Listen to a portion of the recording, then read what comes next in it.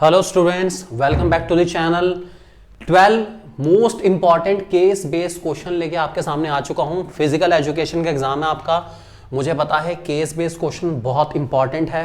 12 marks के आने वाले हैं। मैं 12 ही क्वेश्चन आपको कराने वाला हूं और वो 12 अलग अलग टाइप के चैप्टर के भी हैं। हमारे चैप्टर तो 10 हैं लेकिन अलग अलग टाइप के चैप्टर से लिए गए हैं और उन चैप्टर के ऊपर ज़्यादा फोकस करा गया जिनके ऊपर केस बेस्ड क्वेश्चन आना ही आना है।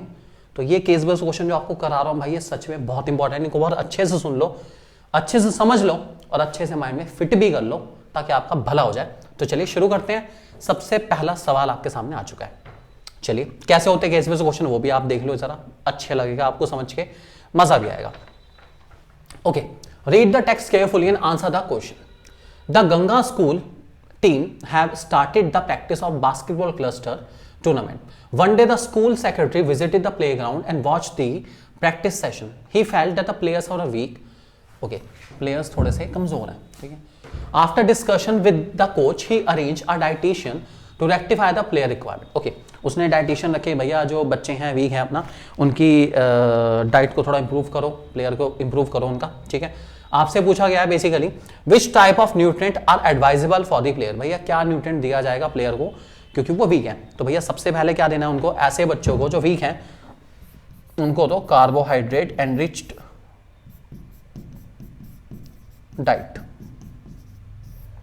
कार्बोहाइड्रेट से भरी हुई ऐसी चीजें जो कार्बोहाइड्रेट से ज्यादा रिच हो, जैसे नट्स हो गए और रिच फाइबर फूड हो गया हमारा, ये सब चीजें दो ताकि बच्चों की जो वीकनेस है वो दूर हो पाए। दूसरे में आपसे पूछा गया it is recommended to drink, कितने लीटर पानी पीना। भैया 2 से 3 लीटर कहा जाता है, ध्यान रख के चलना इस बात को। Vitamins are called dash, vitamins को क्या कहा जाता है। वाइटामिन्स हमारे जो होते हैं प्रोटेक्टिव फूड होते हैं, इस बात को ध्यान रख के चलेंगे, ठीक है। प्रोटेक्टिव फूड कहा जाता है उनको, ठीक है। उसके बाद what is a major component of pre competition diet. देखिए प्री कॉम्पिटिशन डाइट में आपको हमेशा ध्यान रख के चलना कार्बोहाइड्रेट एंड रिच फूड खाना होता है, ठीक है। और ग्लूकोज लेवल बना रहे आपका, ये बहुत जरूरी है, इसलिए इसका आंसर भी रहेगा आपका क्या, कार्बोहाइड्रेट, ठीक है। आपको कार्बोहाइड्रेट एंड रिच फूड खाना है जिससे आपके बॉडी के अंदर थकान ना हो बिल्कुल भी और आप अच्छे से हर फिजिकल एक्टिविटी को बेस्ट से बेस्ट परफॉर्म कर पाए। जब भी आंसर लिखोगे बेटा कार्बोहाइड्रेट, सिर्फ कार्बोहाइड्रेट ना लिखना, इसके बारे में 2-4 लाइन लिख लेना कि कार्बोहाइड्रेट कार्बन, हाइड्रोजन और ऑक्सीजन इन सब का मिक्सचर होता है इस पर्टिकुलर रेशो में। मतलब थोड़ा बहुत लिख जरूर देना क्योंकि भले चाहे केस बेस्ड क्वेश्चन हो लेकिन इसके बारे में थोड़ा बहुत लिखना जरूरी है, ये बहुत असेंशियल है। एग्जाम में मार्क्स कट जाएंगे, नहीं तो आप सिर्फ अगर नाम लिख के आते रहो, थोड़ा बहुत एक आधी लाइन लिख देना, अच्छा रहेगा। Question 2, okay, read the text carefully and answer the following question. देखिए स्पोर्ट्स एंड न्यूट्रिशन चैप्टर से हमारे काफी क्वेश्चन रहते हैं, इसलिए कुछ क्वेश्चन इस चैप्टर के रहेंगे हमारे, इंपॉर्टेंट है, अच्छे से करेंगे, ठीक है। Okay, food is the basic requirement of every individual. वाह क्या बात है। To fulfil the need, energy needs and to meet the developmental of the body. बहुत सही, बहुत बढ़िया भैया, भाई खाना बहुत जरूरी है, खाओगे पियोगे ऑब्वियस ही बात है एनर्जी रहेगी। The nutrition diet directly affect the health of an individual, it contains various type of nutrient needed. और भाई आप अच्छी डाइट लोगे तो ऑब्वियस ही बात है सब न्यूट्रिशन आपको मिलता रहेगा। चलिए ओके, देखते हैं आपके सामने यहाँ पर पूरा एक ट्रायंगल बना हुआ है पूरा, ठीक है। आपसे पूछा गया the bottom most part of the food pyramid is occupied by dash indicating large quantity of intake. देखिए पूरा लास्ट में अगर आप ध्यान से देखें ये सारा, ये किस चीज को ऑक्यूपाई करके चल रहा है, ये सारा हमारा ऑक्यूपाई करके चल रहा है कार्बोहाइड्रेट्स को, ठीक है। ये कार्बोहाइड्रेट है, ब्रेड वगैरह हो गया, व्हीट हो गया अपना, ये सारी चीजें, ठीक है, कार्बोहाइड्रेट को व्हीट कर रहा है हमारा। इसमें bread, serial, rice, pasta group, ये पूरा आपको दिख रहा है ना, ये पूरा ये कार्बोहाइड्रेट्स का हमारा ग्रुप है, ध्यान रख के चलेंगे। Major portion of individual diet constitute of dash nutrient. देखिए मेजर प्रोपोर्शन जो रहता है हमारा वो किस चीज को कंस्टिट्यूट करके चलता है, वो कंस्टिट्यूट करके चलता है आपके मैक्रोन्यूट्रिएंट को। मैक्रोन्यूट्रिएंट में आपके कार्बोहाइड्रेट आते हैं, प्रोटीन्स आते हैं, बेसिकली फैट्स आते हैं, ध्यान रख के चलेंगे इस बात को। What are fat soluble vitamin. Fat soluble vitamin हमारे कौन कौन से होते हैं आपको पता है, ये होता है विटामिन ए, डी, ई और के। सो ध्यान रख के चलेंगे इस बात को, ये सारे हमारे फैट सॉल्युबल विटामिन हैं। ध्यान, और बाकी जो हमारे बी वाले हैं और सी वाले वो हमारे वाटर सॉल्युबल है, ध्यान रख के चलेंगे। विच या what is known as body building nutrient, इनमें से कौन सा बॉडी बिल्डिंग न्यूट्रिएंट है। बॉडी बिल्डिंग न्यूट्रिएंट हमारा क्या होता है, प्रोटीन्स। और last nutrients are dash substances present in food. Nutrients हमारे कौन से सब्सटेंस हैं जो फूड में प्रेजेंट होते हैं। न्यूट्रिएंट हमारे असेंशियल सब्सटेंस हैं जो कि फूड में प्रेजेंट होने चाहिए, इसके बिना काम नहीं चल पाएगा भैया, चाहिए ही चाहिए, नहीं तो कमजोरी आ जाएगी। ओहो क्या बात है, अब तक अगर फिजिकल एजुकेशन में कुछ याद नहीं हुआ तो यार जल्दी जाओ फटाफट नोट्स ले लो यार, बहुत अमेजिंग नोट्स है मेरे भाई, just go for it right now. Physical education के most amazing notes you can ever have आपको मिलेंगे हमारी ऐप पर, ऐप का लिंक आपको मिल जाएगा डिस्क्रिप्शन में। क्वेश्चन नंबर 3, ओके भाई साहब जो है कुछ कूद रहे हैं, क्या बात है। Jumper pushes down the ground, reaction force up the jumper, क्या बात है। इधर हमने नीचे, जितनी जोर से हम रखेंगे पैर उतनी जोर से हमारा आगे हमें उसको पहुंचाया जाएगा उसे। ये एक्शन रिएक्शन है, सबको पता है, this is action and this is reaction. तो चलिए अच्छी बात है, एक बार पढ़ लेते हैं। मेरे को तो एक्शन रिएक्शन लग रहा है, बाकी देखते हैं एक बारी। During the physical education class, Newton's law of motion were discussed and their practical application in sports event were explained.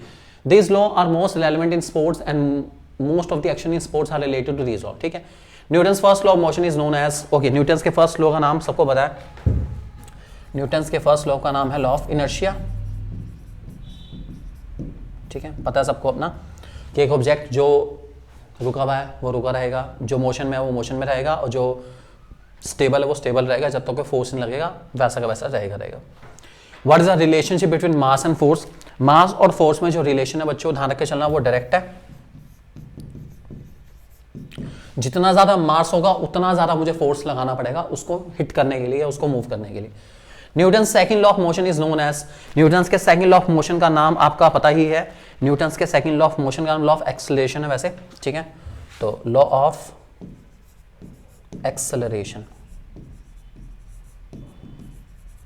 ठीक है, the study of human body and various forces acting on it is called dash. Okay, human body के ऊपर जो भी सारे के सारे forces act करते हैं उसको हम क्या कहते हैं, तो इसको हम कहते हैं बायोमैकेनिक्स।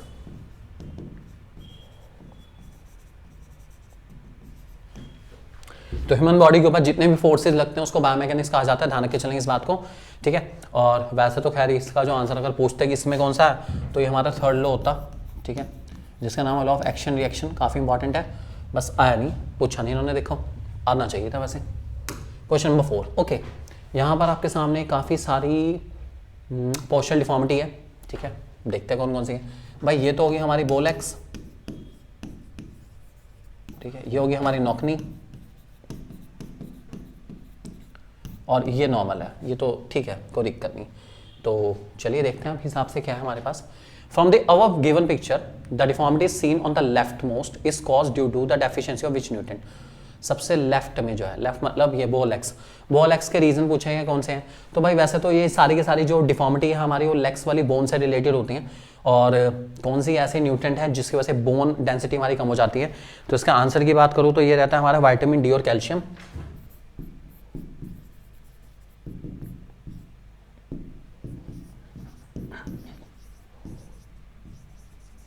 ठीक है, इस बात को ध्यान रख के चलना।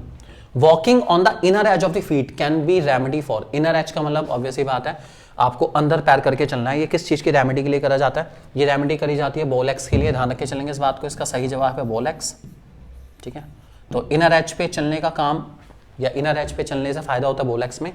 The person in the middle is suffering from, ये मिडल वाला सबको पता ही है, मैंने बीच में आपको बता दिया है। ये पर्सन सफर कर रहा है किससे, नॉक नी। ठीक है, और horse riding is the best, horse riding इसी के लिए करी जाती है, नौखनी के लिए ही हॉर्स राइडिंग करी जाती है, इस बात को ध्यान रख के चलेंगे। तो इसका आंसर भी क्या रहेगा, नौखनी। सिंपल क्वेश्चन है, आराम से हो जाता है बिना किसी दिक्कत के, अच्छा क्वेश्चन है, आ सकता है आपका इस टाइप का क्वेश्चन।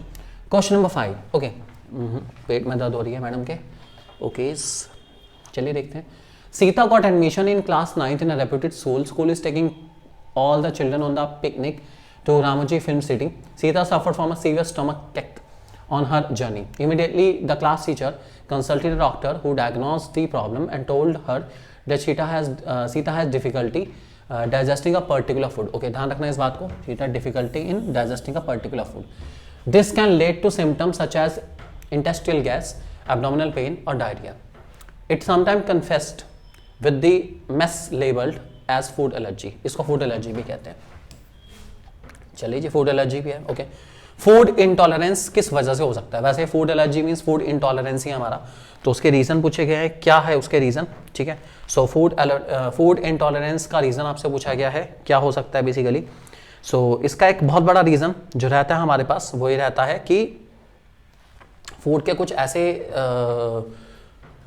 या आपकी बॉडी में कुछ ऐसे पार्ट्स जो फूड को डाइजेस्ट करने के लिए उनकी कैपेसिटी कम होती जा रही है, कम होती जा रही है, उसकी वजह से प्रॉब्लम आ सकती है। तो फूड टॉलरेंस इस वजह से हो सकता है, और कह सकते हैं लॉस ऑफ मिनरल्स वगैरह बॉडी में सही नहीं है, एसिड वगैरह प्रॉपर नहीं चल पा रहे हमारे, इस वजह से भी हो सकता है। उसके बाद नॉर्मली भी हमें क्या होती है, सबको पता है, ये हमारी 18.5 से 24.9 तक जाती है, ठीक है, ध्यान रख के चलेंगे। Excess intake of iron and magnesium, excess intake iron magnesium से क्या हो जाता है, तो ऐसा बताया जाता है स्टोन हो जाता है किडनी में, ठीक है। तो इस बात को ध्यान रख के चलना है आप लोगों को, ठीक है। अगला, what is a good source of calcium, calcium का सबसे अच्छा सोर्स आपको बताना है, कोई सा बता दो यार, आप मिल्क बता सकते हो, सबसे सिंपल सोर्स तो मिल्क है, पता है, पनीर हो गया हमारा, या मिल्क प्रोडक्ट भी हो गया हमारा, और लीफी वेजिटेबल भी आते हैं इसके अंदर, ठीक है। कोई सा बता सकते हो जो आप बताना चाहें बिना किसी दिक्कत के, इसके आंसर रह सकते हैं हमारे।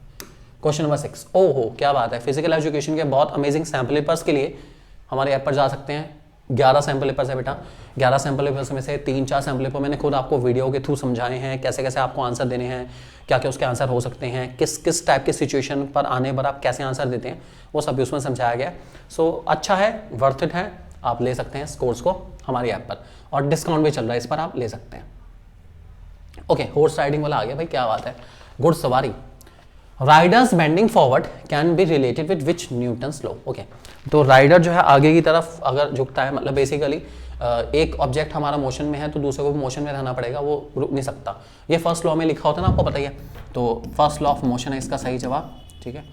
तो ये फर्स्ट लॉ ऑफ मोशन के हिसाब से चलता है हमारा।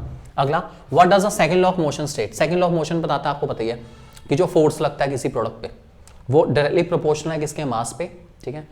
और बहुत ज़्यादा ज़रूरी है, हमें उतना ज़्यादा फोर्स लगाना पड़ेगा जितना ज़्यादा मास होता है, ठीक है। और इन्वर्सली प्रोपोर्शनल होता है उसके साइज पर है हमारे पास शायद। तो सेकंड लॉ की आपकी डेफिनेशन आपको देनी पड़ेगी, सेकंड लॉ ऑफ मोशन आप स्टेट कर देंगे, सेकंड लॉ की डेफिनेशन आप दे देंगे इसमें सही। उसके बाद basketball taking a parabolic path is an example of dash, एक बास्केटबॉल जो पैराबोलिक पाथ लेके चलती है वो किस चीज़ का एग्जांपल है, ये भी फर्स्ट लॉ का एग्जांपल है हमारा, ठीक है। ऐसा इसलिए है कि जब तक कोई फोर्स न लगे वो ऊपर ही रहती, लेकिन ग्रेविटेशनल फोर्स उसको अपनी तरफ खींच लेती है, इसलिए वो नीचे आ जाती है। Friction can be increase by, friction को अगर आप बढ़ाना चाहें तो कैसे बढ़ा सकते हैं, फ्रिक्शन को बढ़ाना चाहें तो भैया बताया जाता है ड्राई सरफेस से बढ़ जाता है फ्रिक्शन, ठीक है। ड्राई सरफेस, जितनी ज़्यादा सूखी सरफेस होगी उतना ज़्यादा फ्रिक्शन ज़्यादा होगा। Are hamstring can made of कितनी मसल से बनी होती है, हैमस्ट्रिंग होती है हमारे 4 मसल से बनी हुई, इस बात को ध्यान रख के चलेंगे। अच्छा क्वेश्चन है। क्वेश्चन नंबर 7, ओके भाई, ये फिगर है हमारी, स्पाइन जो है इधर की तरफ झुक रही है अपना, ये जो डिफॉर्मिटी है तो बहुत सिंपल है, इसका नाम है स्कोलियोसिस। इसमें जो स्पाइनल है वो लुम्बार रीजन की तरफ या तो इस तरफ या इस तरफ झुकनी शुरू हो जाती है, एक सी या एस शेप ले लेती है, ध्यान रख के चलेंगे। द आसन which help in rectifying such situation, वैसे तो बहुत सारे आसन हैं लेकिन एक अच्छा आसन हमारे इसमें त्रिकोण आसन है, त्रिकोण आसन। आप ऐसा समझो, आप कोई भी ऐसा आसन परफॉर्म करो जिसमें स्पाइनल जो है वो एक साइड या तो इस साइड आ जाए या फिर उस साइड चली जाए, मतलब सीधा आ जाएगी ना बिल्कुल अपना, ध्यान रख के चलेंगे। This deformity is also known as which name, इस डिफॉर्मिटी का दूसरा नाम है, या तो इसको हम सी कर्व या एस सी कर्व के नाम से भी जानते हैं, सी कर्व ऑफ स्पाइन कह देते हैं इसको हम लोग कभी कभी। Scoliosis is associated with which of the following part of the body, ये तो सिंपल है भैया, ये स्पाइन से रिलेटेड है हमारी, ठीक है। इस बात को ध्यान रखें, स्पाइनल कोड से रिलेटेड होती है, स्पाइन लिख लो या स्पाइनल कोड लिख लो, बात एक ही है, कोई दिक्कत नहीं। क्वेश्चन नंबर 8, ओके, ये फिक्सचर का कौन सा मेथड है भाई, ये ध्यान से देखो यार, ये फिक्सचर का मेथड कौन सा है, ये तो सीढ़ियाँ उतर रही हैं, तो ये स्टेयरकेस मेथड होगा यार, ये हो गया हमारा स्टेयरकेस लीग का मेथड है, ठीक है। Okay, the formula for calculating number of matches in round robin tournament where n is number of formula, matches निकालने का फॉर्मूला बहुत सिंपल है, एन ब्रैकेट n - 1/2, ठीक है। उसके बाद इन league tournament the winner is decided by, 2 method होते हैं इसके, एक होता है ब्रिटिश मेथड, मैंने आपको बताया था अभी पीछे एमसीक्यू में, एक ब्रिटिश मेथड होता है, एक अमेरिकन मेथड होता है, ठीक है। आप जिससे मर्जी निकालना चाहें निकाल सकते हैं इसका विनर, ठीक है, आपकी इच्छा है, जैसे करना चाहे कर सकते हैं। उसके बाद dash is other name of league tournament, round robin tournament भी कहते हैं इसको हम लोग, राउंड रॉबिन टूर्नामेंट के नाम से भी जानते हैं, इस बात को ध्यान रखते चलेंगे। Dash the formula count total number of matches, भाई टोटल मैचेस का फॉर्मूला सबको बताइए, n ब्रैकेट n माइनस 1/2, ठीक है। Dash method is use in diagram, अब कौन सा मेथड यूज हुआ है मैंने बता दिया आपको, कौन सा, स्टेयरकेस, ठीक है। नेक्स्ट क्वेश्चन हमारा, ओ वाओ, ऐप कैसे डाउनलोड करनी है उसका भी यहाँ पे डिस्क्रिप्शन आ चुका है, एक बार देख लो आराम से, आपको गूगल प्ले स्टोर से तो वैसे ही मिल जाएगी यार, 1-to-1 क्लासेस सर्च करोगे मिल जाएगी। जो आईफोन यूजर्स हैं हमारे वो माई इंस्टीट्यूट ऐप डाउनलोड कर लेंगे, और अगर माई इंस्टीट्यूट ऐप उनके पास ऑलरेडी है और कोई और की टीचर की उसमें आईडी चल रही है तो आप क्लास प्लस ऐप भी डाउनलोड कर सकते हैं, ठीक है। और हमारा ORG कोड RVYW जैसे एंटर करेंगे आपको 1-to-1 क्लासेस ऐप मिल जाएगी, अपने आप एक्सेस हो जाएगी बिना किसी दिक्कत के। नेक्स्ट आ गया भाई हमारे पास पैरालंपिक, क्या बात है, ओके। और एक मैडम भी है हमारे पास, देखते हैं क्या है, चलिए। What is the motto of the first organization, जो मोटो है ये जो फर्स्ट आपके सामने है ना फोटो, इस पर्टिकुलर फोटो का, इस पर्टिकुलर ऑर्गेनाइजेशन का मोटो क्या है आपको बताना है। क्वेश्चन नंबर 9 में इसका मोटो का है मतलब spirit in motion,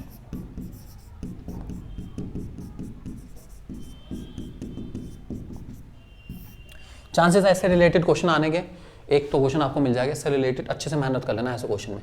what is the mission of first organization, इसका मेन पर्पस ऑर्गेनाइजेशन का बता देता हूँ भाई, to lead Paralympic movement, Paralympic movements को लेकर चलना, ठीक है, लीड करना पैरालंपिक मूवमेंट्स को, ठीक है, पीएम प्राइम मिनिस्टर को नहीं, पैरालंपिक मूवमेंट्स को, ठीक है।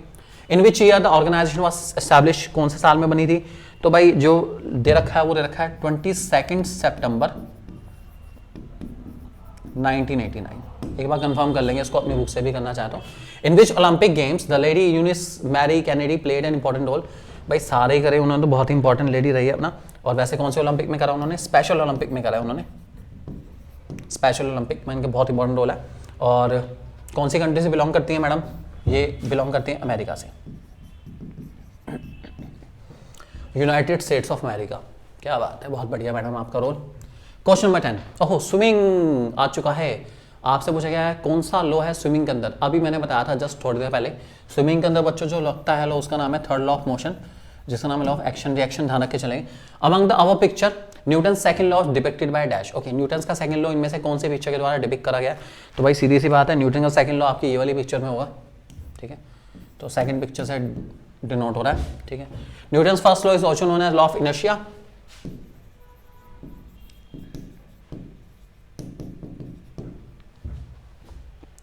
उसके बाद हमारा the mathematical equation of force, okay, force equals to mass into acceleration, या F इक्वल्स टू ma, क्या बात है, फिजिक्स थोड़ी सी काम आ गई। Question number 11, okay, if 11 teams are playing the knockout tournament then calculate total number of matches, और bye वाला भी देखना है, चलिए इस क्वेश्चन को बाद में करें, पहले ही देख लेते हैं, एक ये वाला कर लो, उसके बाद वो वाला न्यूमेरिकल पार्ट करेंगे आराम से अपना, ठीक है। चलिए क्वेश्चन देखते हैं हमारे पास, during her gymnastic practice Riya was finding it difficult to maintain her balance on the balancing beam, okay, her coach tried to explain her about the basic principle of equilibrium. According to this principle of equilibrium, center of gravity plays an important role. Okay, वो आपने देखा ना, beam पर बहुत सारी activity perform करनी पड़ती है, ठीक है, जिम्नास्टिक्स करने पड़ते हैं, तो आपसे पूछा गया है, इससे रिलेटेड कुछ क्वेश्चन है हमारे पास, dash centre of gravity helps in increasing stability, okay, कौन सी सेंटर ऑफ ग्रेविटी, तो इसका सही जवाब है lower centre of gravity, stability लाने के लिए लोअर सेंटर ऑफ ग्रेविटी बहुत जरूरी है। डैश बेस मोर स्टेबिलिटी, कौन से बेस के लिए ज्यादा स्टेबिलिटी रहती है, ब्रॉडर, जितना ज्यादा चौड़ा बेस होगा उतनी ज्यादा स्टेबिलिटी रहेगी, सीधी सी बात है। There are two types of equilibrium, namely dynamic equilibrium, static equilibrium, तो बड़ा सिंपल है, एक है डायनामिक इक्विलिब्रियम, एक है हमारा स्टैटिक इक्विलिब्रियम, ध्यान रख के चलेंगे। Dash is a balance of body during movement, आपको बताना है तो कौन सा बैलेंस बनाना पड़ता है भैया मूवमेंट के टाइम पर, ये बनाना पड़ता है हमारा डायनामिक इक्विलिब्रियम में। डायनामिक इक्विलिब्रियम अगर आपका सही है तो आप बैलेंस बना सकते हैं मूवमेंट के टाइम पर, नहीं तो आपको बैलेंस बनाने में काफ़ी दिक्कत हो सकती है हमारी, ठीक है। चलो आ जाओ वापस क्वेश्चन पर हमारे पास, ठीक है, ओके, आपसे 11 टीम का नॉकआउट टूर्नामेंट के बारे में बताया गया, नंबर ऑफ मैचेस निकालने हैं, फॉर्मूला बताना है नंबर ऑफ मैचेस, एंड चलो एक बार देख लेते हैं पूरा ही कर लो क्या दिक्कत है। मान लो हमारे ABCD करके टीम है हमारी, तो ABCDEFGHIJ और K, चेक करेंगे 11 टीम हो गई, 1 2 3 4 5 6 7 8 9 10 11, ठीक है 11 टीम होगी हमारी, ठीक है। ओके, बाय दे दो सबसे पहले। बाय का फॉर्मूला आपको पता ही है, that is next power of 2 minus number of teams, ठीक है। सो नंबर ऑफ टीम आपकी 11 है, 11 से बड़ी नेक्स्ट पावर ऑफ 2 हमारी कितनी आती है 16, 16 माइनस 11 आपकी आ गई कितनी, बाय आ गई 5, तो ये आ गई बाय, ठीक है। उसके बाद नंबर ऑफ मैचेस की बात करूं तो नंबर ऑफ मैचेस का फॉर्मूला आपको पता ही है, टोटल नंबर ऑफ मैचेस का फॉर्मूला होता है n-1, that is 11 - 1 equals to 10, 10 match होने वाले हैं, ठीक है। और हमारी जो नंबर ऑफ टीम्स है वो 11 है, ऑड नंबर है, तो ऑड नंबर में आपको पता ही है एक नंबर ऑफ टीम हम एक्स्ट्रा रखते हैं ऊपर अपना और एक कम रखते हैं नीचे अपना। वैसे अगर फॉर्मूला लिखना हो तो बता देता हूँ, इसका बता देता हूँ भाई। अपर हाफ का फॉर्मूला होता है हमारा इसके अंदर n+1/2 और लोअर हाफ का इसमें फॉर्मूला होता है n-1/2। ये सिर्फ तब लगता है जब नंबर ऑफ टीम्स क्या होते हैं ओड। इवन के टाइम पे हाफ हाफ कर देना बिना किसी दिक्कत के, ठीक है, आसानी से हो जाता है। चलो फिलहाल ABCDEF, ठीक है, ये हमारे 2 हाफ बन गए। यहाँ राउंड 1, राउंड 2, राउंड 3, जहाँ तक जाएंगे चलेंगे, राउंड 4 तक जाना पड़ेगा हमें, ठीक है। कैसे पता चल राउंड 4 तक जाना पड़ेगा, उसका रीजन है, देखिए 11 से बड़ी 2 की पावर कौन सी है, तो 2 की पावर हमारे पास होती है 2 की पावर 1, 2 की पावर 2, 2 की पावर 3, 2 की पावर 4। 2 की पावर 1 का मतलब 2 होता है, 2 की पावर 2 का मतलब होता है 4, 2 की पावर 3 का मतलब होता है 8, 2 की पावर 4 का मतलब होता है 16, ठीक है।